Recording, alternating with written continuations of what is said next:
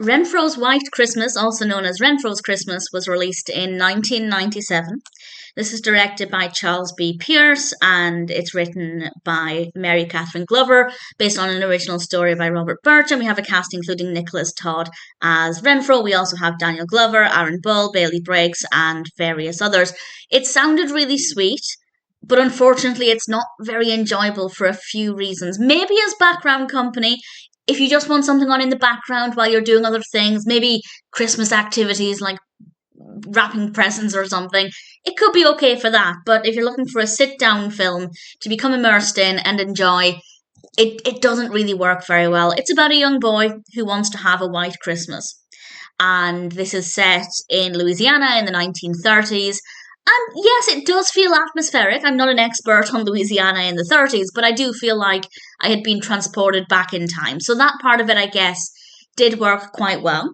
And it does have a heartwarming Christmas feel to it, so that does work in the film's favour.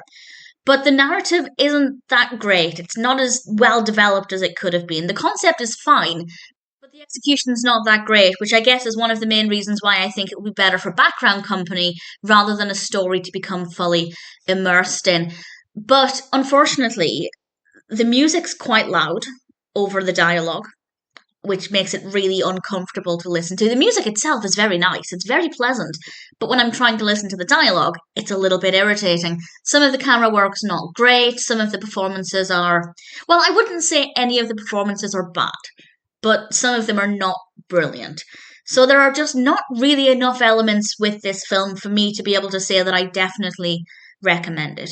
Yes, as background company, it could be fine. The music is pleasant. And I guess if you want to kind of listen to the music, but you're not really bothered about listening to the dialogue, you just want something to be on in the background, then yeah, I guess that's okay. And it does feel heartwarming. The characters are likable. So it's not the worst film, but it's not that watchable either. So yes, as background company, if you just want something heartwarming and somewhat festive in the background while you're doing Christmas activities, it could be a great one for that. But if you're actually looking for an enjoyable viewing experience, then unfortunately it didn't meet its potential. Heartwarming, yes, but not exactly that watchable. Do I recommend it? If you're curious, check it out. But if you're not that bothered, or if you're looking for a film with a much stronger narrative, then I'd say obviously this is probably not the best one to go with.